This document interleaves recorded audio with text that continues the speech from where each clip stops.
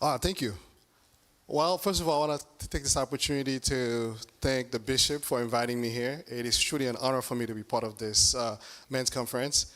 And I really want to, I don't know if they have my slides, but I'm going to go over what the topic today is going to be. Before we do that, I'll tell you a little bit about myself, what I do for a living. And so I have been, sorry, I think it's a little. So I'm currently the Director of Interventional Services at Health First, which means that I oversee all the 4 hospitals for the health system. So as an interventional cardiologist, my job is to really manage and treat patients who are having heart attack, right? So today's topic, I'm gonna really go over, the signs and symptoms of a heart attack. But the way we're gonna do this is really gonna go over helping you guys to understand what is a heart attack, what you need to do if you think you're having a heart attack. And I think the last part of my topic is by far the most important one, right? Is how do we prevent ourselves from getting a heart attack in the first place, right? So, and I'm also the co-director of the Structural Heart Program. So what that is we currently can actually go inside the heart these days without opening you up to replace heart valves, repair heart valves. So that's one of the areas that I've actually been running the health system for the last 4 years. So, without further ado, we're going to go over the prevalence of heart attack in this country, right? So why is it important? Heart attack still remains the #1 cause of death in this country.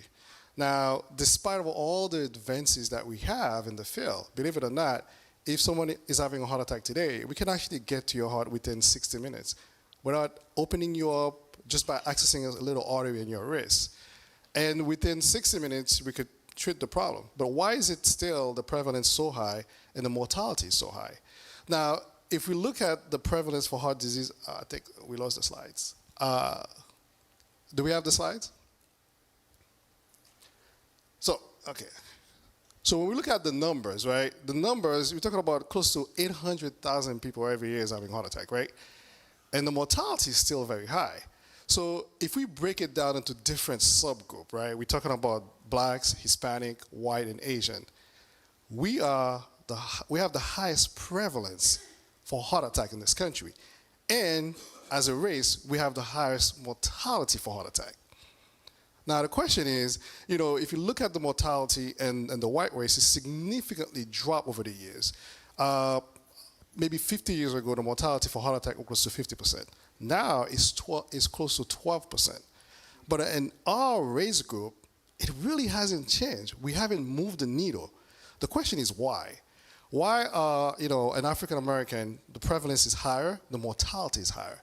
So when you look at it, it's not because of technology. And I'm just telling you, we have the technology, we have the skill set. We can actually treat you within 60 minutes of presenting to the hospital. The reason why it's still high is because number one, lack of knowledge, lack of access to care, and healthcare disparity. So today, my goal really is hoping to help you guys understand, first of all, what is a heart attack? What are the signs and symptoms?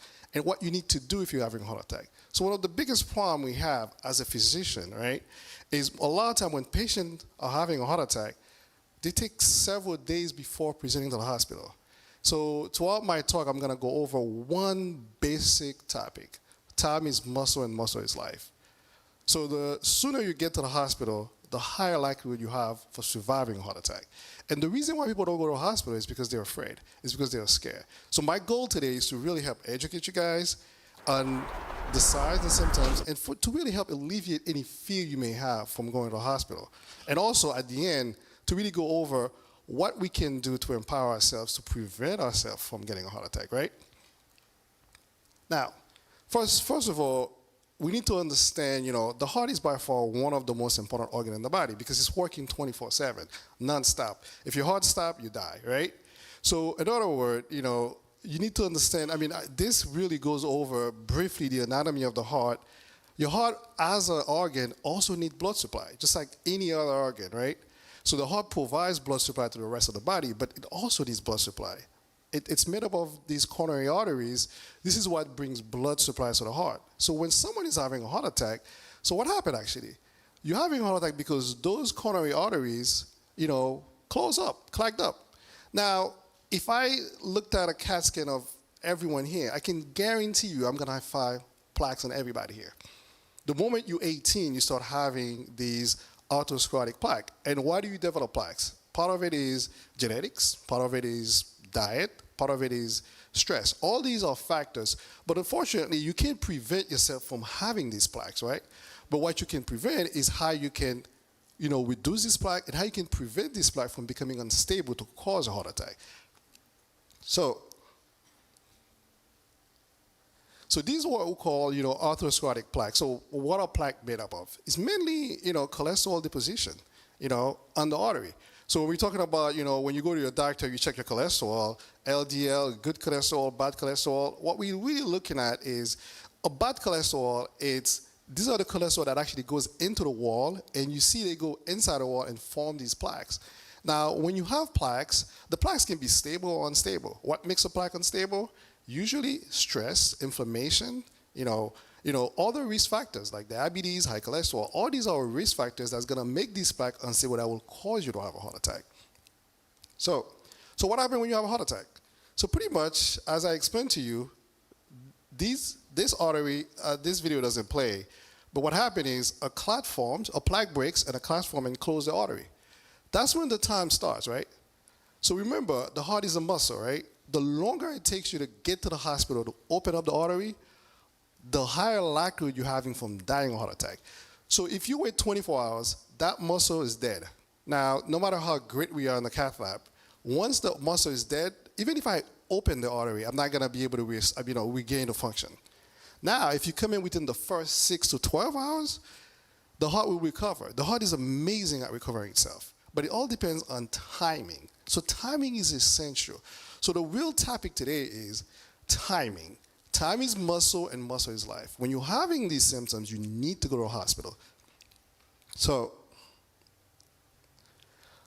first of all, how do we know we're having a heart attack, right? So I think I want to go over with you guys some of the signs, right? Everyone look at, when you think about someone's having a heart attack, you often think about they having the classic crushing substernal chest pain, but that's not always the case, right? Not everyone actually presents to the hospital like that. A lot of us do. They present with classic crushing pain that radiates, from the left chest, goes to the shoulder, goes to the arm. That's the classic symptoms. However, there are other signs also. You could start having some shortness of breath. So say you used to be able to climb a flight of stairs without difficulty, and over like a couple of weeks, you start noticing increasing fatigue and shortness of breath. That could mean you're having signs of heart attack. You can be having some heartburn symptoms, right? How many of you, gets heartburn and you think it's just heartburn? Heartburn can also be a sign of heart attack. Now, if you're diabetic, you're not going to have the chest pain. See, most diabetic patients don't have pressure. They have other symptoms. They have fatigue. They have shortness of breath, right?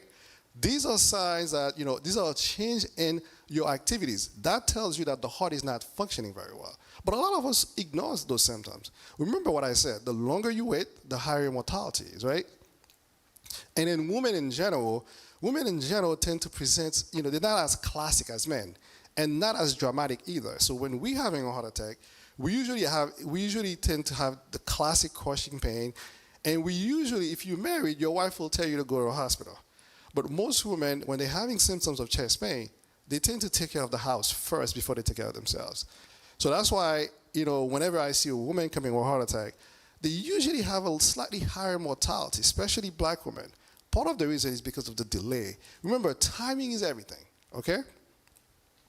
So we're talking about all the warning signs. We talk about the chest pain, the chest discomfort. Remember, it's not all chest. Not everyone gets chest pain. You can have pain, you can have pressure, you can have burning sensation, you can have shortness of breath, you can have fatigue, you can feel dizzy and lightheadedness. I mean, we talk about, if you're having a stroke, the signs are classic, right? You have, weakness on one side of your body. But a heart attack, you could be having any of those symptoms that I mentioned can be a sign that something is changed, that your heart is not functioning well, okay? Now, what should you do if you think you're having a heart attack, right?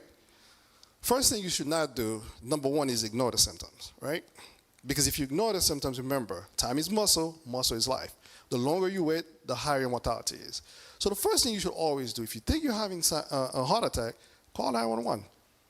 Do not drive yourself to the hospital. And the reason why I say that, people do that all the time, is because when you're having a heart attack, when the artery is closed, the heart can actually stop beating. And you can actually go what we call into cardiac arrest. And not only when you're driving, you'll kill someone in the process, right? But if you call 911, once they come in, if your heart stops beating, they can actually bring you back pretty quickly and intubate you. I can tell you, as an interventional cardiologist, when I hear someone has cardiac arrest, right, at home, there are two things that I ask. Number one, how long has it been? Did that person receive bystander CPR? So what does that mean, right? So if you, for example, passes out at home, right, from a heart attack, and if they find you after 30 minutes, doesn't matter what I do, I can always jumpstart the heart back, but doesn't matter what I do, your brain will not recover, right? So the problem is, if you pass at home, it's very important that whoever's with you starts CPR immediately. So if you start having chest pain, the reason why I said call 911 is because in the process, if you pass out, but once EMS gets to you, they can actually start the process. So if I hear that it takes like 40 minutes, you were found after 40 minutes, there's a lot of procedure that we won't even do because we know the brain won't recover. But if I hear that, oh, you were with your wife, said, no, you know what, he went out, started CPR, immediately I call 911, guess what? Then you have an excellent chance of recovery. Because the heart itself, we have all the technology, all the tools. I have a little pump I can put inside the heart that can support the heart. I can literally support both sides of the heart and allow you time for the heart to recover. But your brain, there's nothing I can do about that. So that's why the timing is important, and calling 911 is essential. So this sign says my doctor says my lenta, right? So a lot of us, if we having these symptoms of heartburn, and we think it's heartburn, and we don't go to a hospital, remember, the longer it takes you to get to the hospital, this is what could happen, you know? So my hardest patient, the most difficult patient that we have to deal with, these are the patients that have been having pain for several days. So the reason why it's important to get it immediately, because after several days, the heart start having, you know, severe mechanical complication.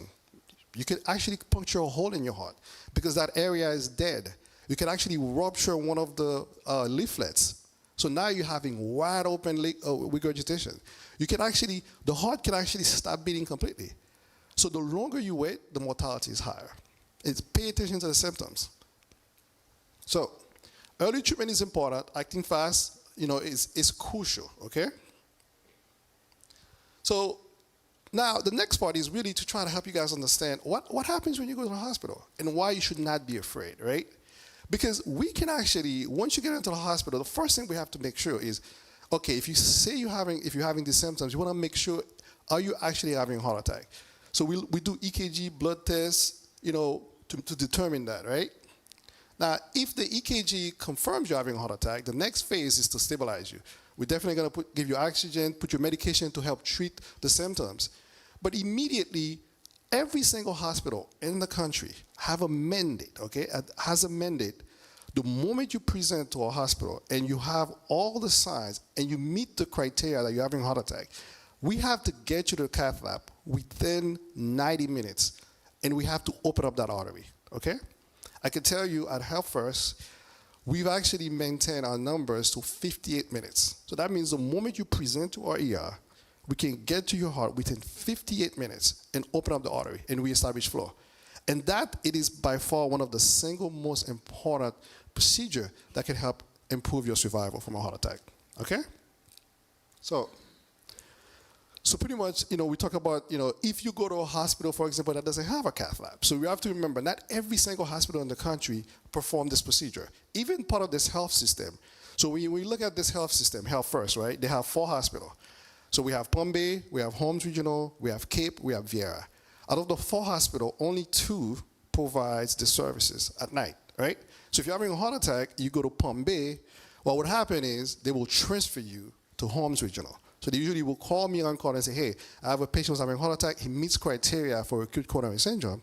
They'll come, then you have to come to my hospital. If you come to Holmes directly, you go straight to the cath lab. If you go to Cape Canaveral, they also have the service, but Cape doesn't have open heart. So if you come into Cape and you are very sick, right, and you what we call you're in cardiac shock, they usually have to stabilize you there and then send you to Holmes. Because at Holmes, we have open heart surgery, we have all the devices to support your heart, okay? So pretty much, you know, we talk here about, you know, procedures, what we do. So as an interventional cardiologist and a structural heart specialist, my number one job is when you're having a heart attack, okay, is to get to your heart. And the way we do this is very, the technology is amazing. We get to the heart without cutting you open, without, we can actually access the artery in your wrist. From there, we can get straight to the heart, take pictures of all the arteries, find out where the blockage is. And we can usually, fix this very easily by using special wire, balloon, and stents. Now, I can tell you that, our interventionists, we can get this done within 60 minutes, okay? Now, a lot of time, if the heart stops beating, if you, for example, during the procedure, you go into what we call an arrhythmia, we have tools, we have devices, little pumps we can put inside the heart to support you, to stabilize you. Once you get to the hospital, if you get there on time, the technology to really stabilize you and save you is there. But the problem is, a lot of us not only are not getting there on time, and really not paying attention to the symptoms. All right, so next question is, who's at risk, right? Who's at risk for having a heart attack? So we just talked about the prevalence of heart attack is very high in the black population, right? So we talk about, about 800,000 people every year gets a heart attack. So everyone, as you get older, your risk increase, right? So let's go over the risk factor for heart attack. Who's at risk? So first thing first, if you have family history, right? We talk about family histories. Like if your father had a heart attack in their 40s and 30s, that puts you at a higher risk, okay? If you're a man over the age of 45, you also at increased risk. If you have high blood pressure, if you have diabetes, if you have high cholesterol. Now, if you smoke, I can tell you, smoking is by far the worst thing you can do to your body. That puts your risk. I have seen people at the age of 40, 30 coming in with massive heart attack. And the only risk factor they have is smoking, right? So why is smoking so bad for you? Smoking creates inflammation. You see those plaques I showed you? Because of the nicotine, it causes those plaques to become unstable. So your risk of having a heart attack, so you take your risk from having a heart attack in your 60s, 70s, now even in your 30s, you could have a heart attack. Now what happens if you do drugs? Cocaine, I have seen kids at the age of 18 coming in with heart attack because they do cocaine. Now, why is that? So the problem with cocaine, it causes the artery to go into something called spasm. Spasm means the artery closes down and reopens. Now, you take enough cocaine, sometimes you close it down, and before it reopens, you form clot and you're having a heart attack. I had an 18-year-old on my table that closes his entire left anterior descending artery. It took several hours to not only open up that artery to stabilize him because the heart was actually dead on presentation. Now, these are the risk factors. So the question is, we talk about high blood pressure, diabetes, cholesterol. How do we prevent those risk factors? That to me is the most important question, right? So your body is your temple, right? You must take care of it. Why?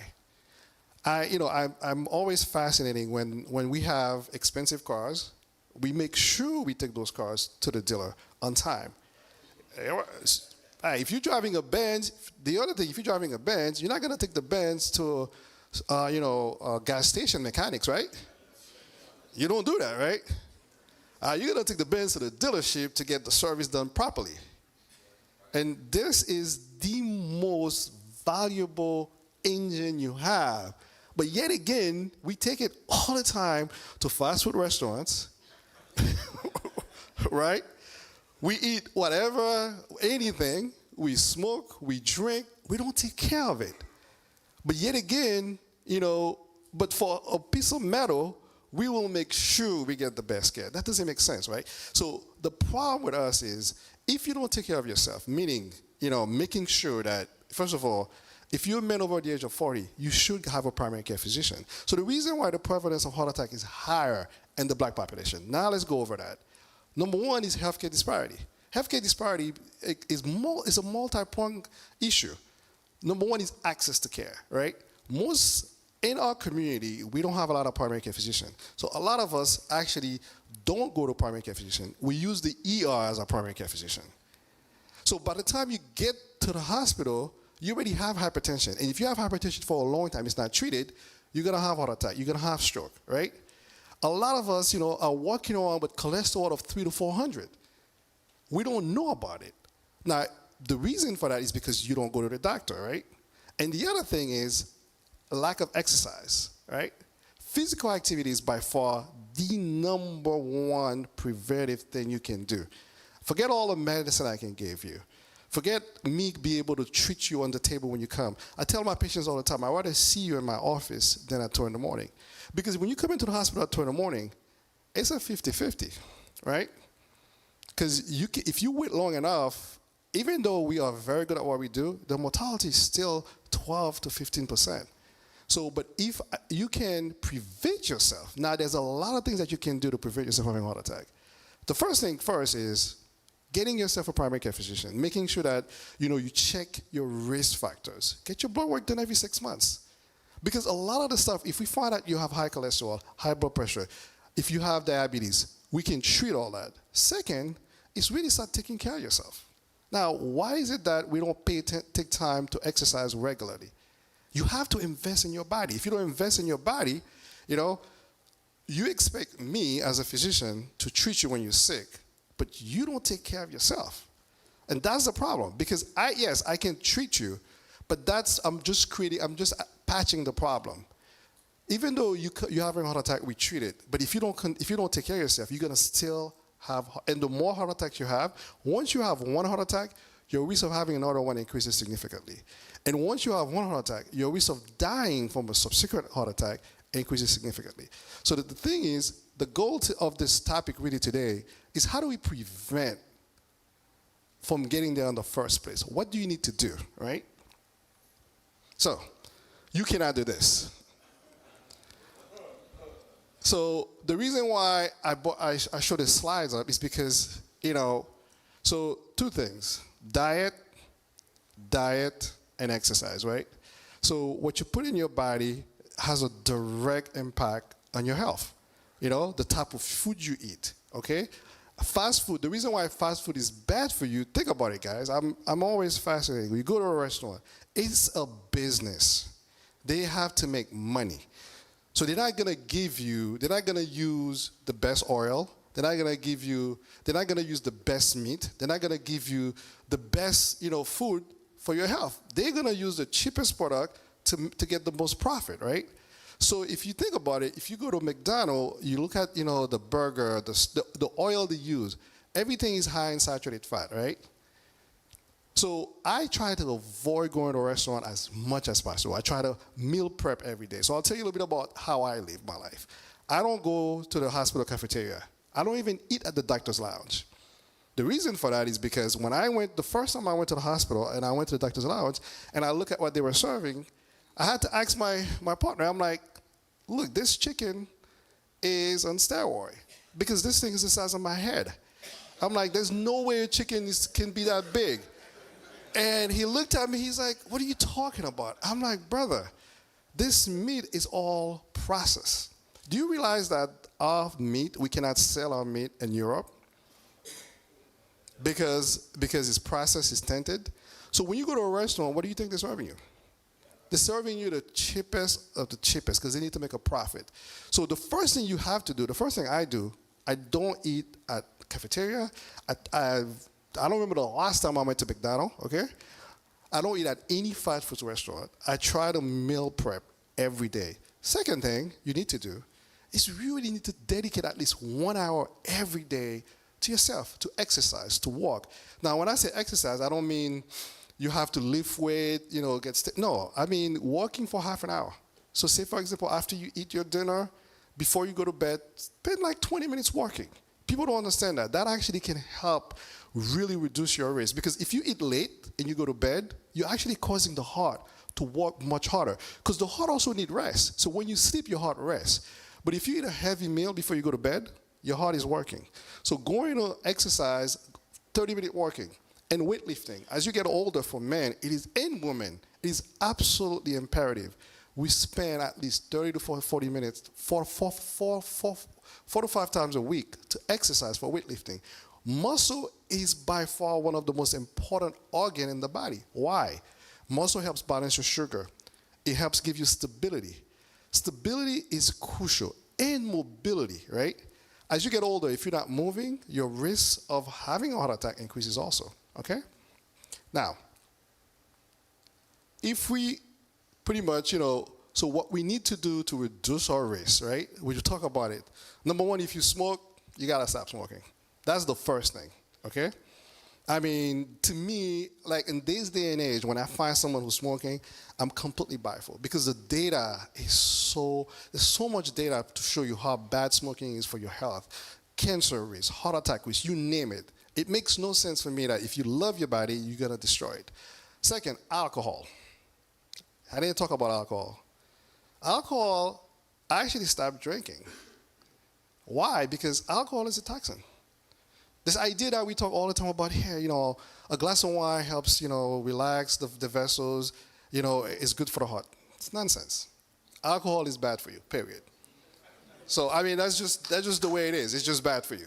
I mean, to me, if I love, my body is my temple, right? Everything that I'm going to put in my body, I have to pay attention. So I need you guys, when you leave here, start thinking. Whenever you eat, drink, think about it, okay? The only thing I drink is water. I don't drink any juice, no soda. Why? The sugar content is bad, right? Anything with sugar is bad for you. It increases your risk for diabetes. It increases your risk for inflammation, right? So all those sugary drinks, those drinks that are high in caffeine, like the Bulls, all these drinks, the Red Bulls, those drinks actually increases the workload of the heart, increase the sugar content of the body, and put you at increased risk. So my only drink is water. Stop alcohol. Stop smoking. And really know your risk factors. As a man, as you get to the age of 40, have a primary care physician. Get your blood work done at least twice a year, okay? And last, exercise. I know everyone says, well, doc, I don't have time to exercise, right? So time is a constant, guys. You have options. You can either take the time to take care of yourselves, or someone's going to be taking care of you at the hospital. That's a guarantee.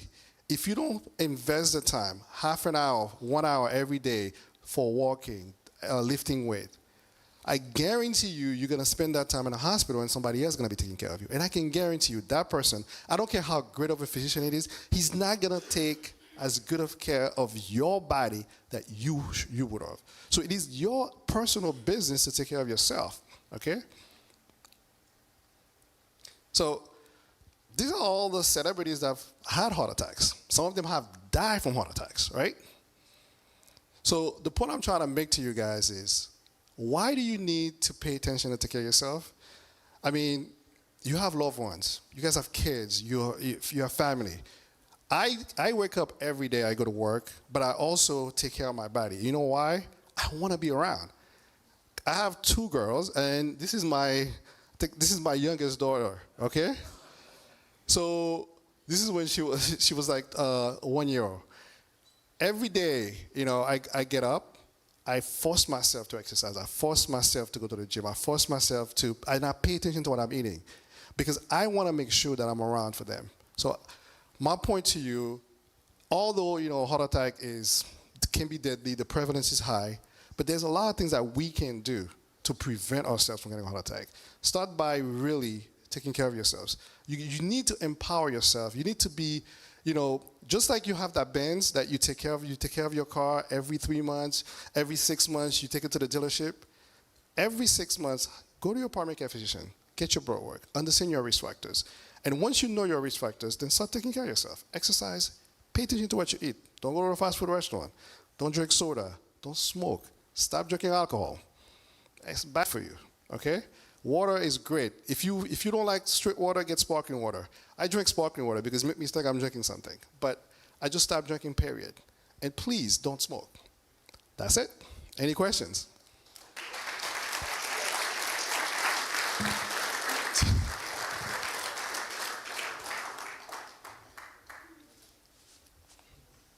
Yes, sir. I have a twofold question. One, you said don't drink sodas. Some people like to drink diet sodas. And then the other part is people say they don't smoke, but they smoke weed. Can you just speak on those two subjects? Good. Okay, so the problem with diet soda is, number one, the sugar content, even though it's less than regular soda, is still bad for you, right? Now, why do you like soda is the sparkliness of it. Drink sparkling water. Add lemon to it. That's even better. The problem with smoking weed, now weed is not nicotine, so the risk factor for for atherosclerotic disease is not there when you smoke weed. But it's also the risk of having stroke, dementia increases when you smoke weed. So to me, why you need to smoke something to feel better? So I highly advise my patient against it. Okay. That would be me. I got a question. This chest area right here, every time it's act up, you be wondering if it's a heart attack. What I mean is, you feel a pain here, you feel a pain here, you feel a burning coming through here. So I just want to know if lately I've been feeling this pain over here. And I'm saying, but I know it's not a heart attack, but I'm just saying, is it dangerous for, should I pay attention, should I see the doctor? Because as you feel a pain up in here, it make you think about your heart. You know what I mean? And so I just want to know, if you consider it as a heart problem or run to the doctor? So that's an excellent point. So this is why I say you need to go to your primary care physician at least, twice a year, right? Now, if you have a risk factor, like if you have high blood pressure, if you have diabetes, if you smoke, the symptoms you could be having here, you have a higher likelihood that it could be your heart, right? Now, if you've never been diagnosed with a heart problem and you're having these atypical symptoms, right, you should go have a checkout. Because that way you'll know, because if you come in to see me and you say, hey, doc, I'm having these atypical symptoms, I will do a stress test. I will do an echo.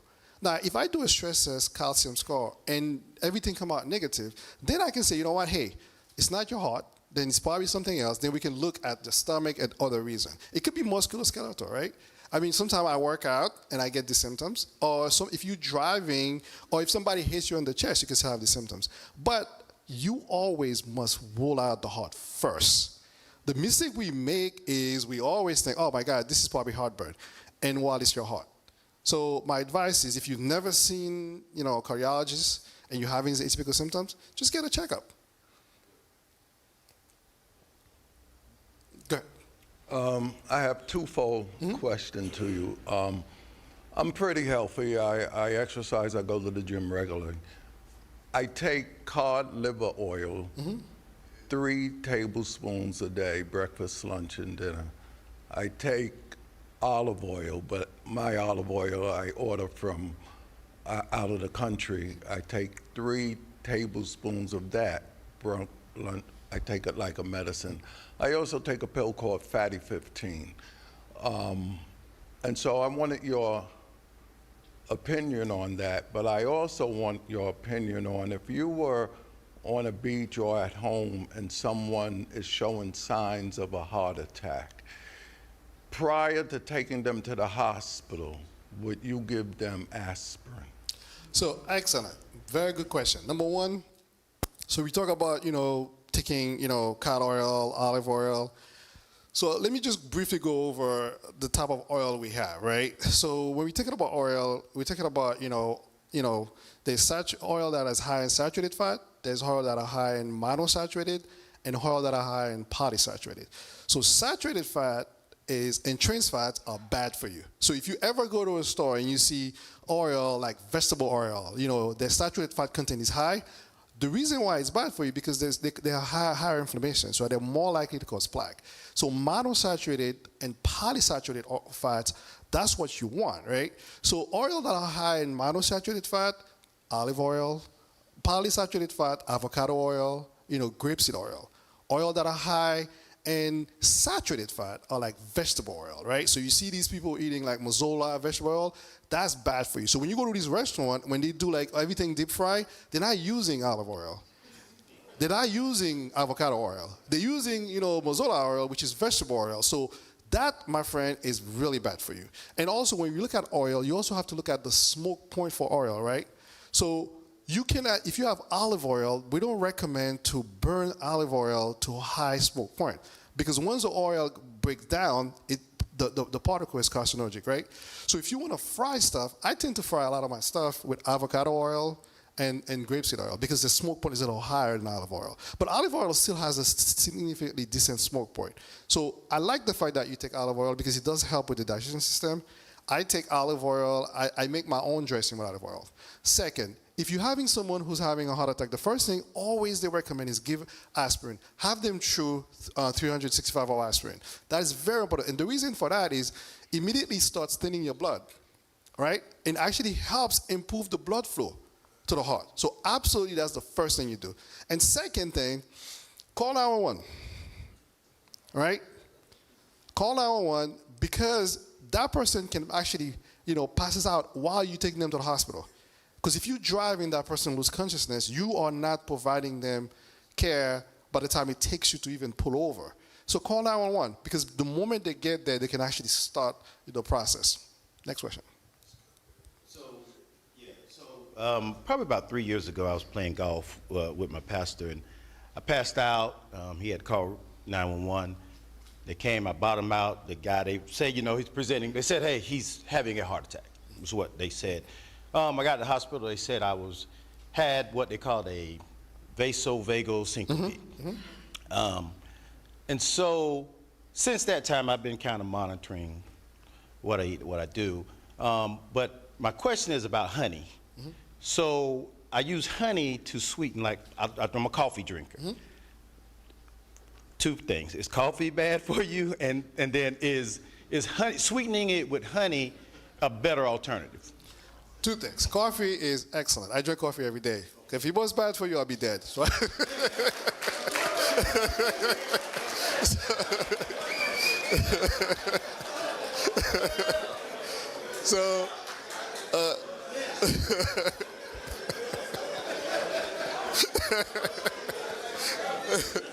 so second, number one, honey is fine. I mean, honey is better than regular sugar, right?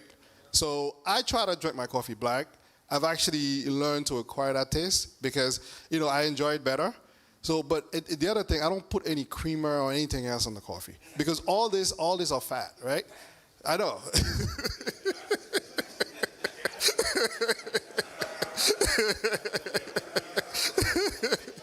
So, literally, if you're gonna use milk on your coffee, then I would say use like oat milk or almond milk. That's actually pretty good for you. If you need a sweetener, honey is actually excellent. I do use honey sometimes, so I think honey is fine. It's definitely much better than regular sugar. And then just one quick specific. I do have a loop recorder in, and I've read horror stories of getting these things removed. With just your quick thought about leaving it in. I'm fine with leaving it in. I feel it. I know it's there. It's turned off now because I've had a good 3 years, so they finally turned it off about 6 months ago. So just your thoughts about removing it or keeping it in? To me, I mean, it's not really causing you any problem. I will leave it in, And anytime you have to go have a procedure, I'm always, I do procedures all the time, and I tell people of the risk for the procedure.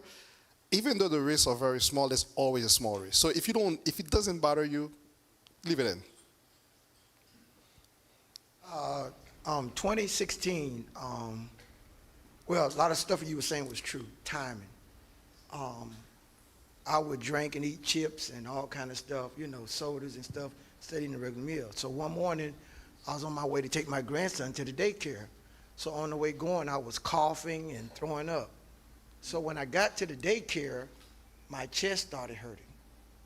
And when you say timing, it seemed like God had everything planned, but I didn't know about calling the ambulance. So my friend was there. I said, Irvin, I need you to take me to the hospital.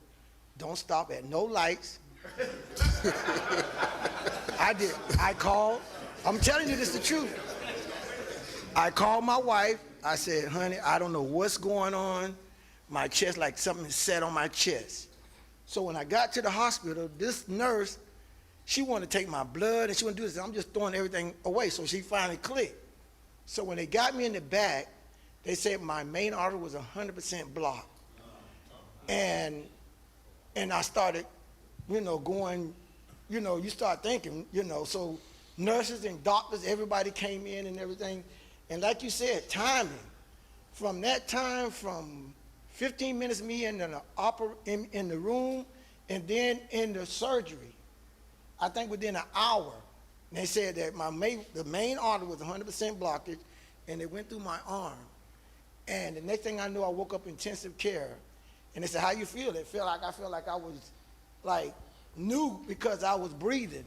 And like he's saying, though, you get warnings. I couldn't hardly walk 10 steps. I'm breathing hard, and you get symptoms. And if you don't pay attention to it, this is what happened.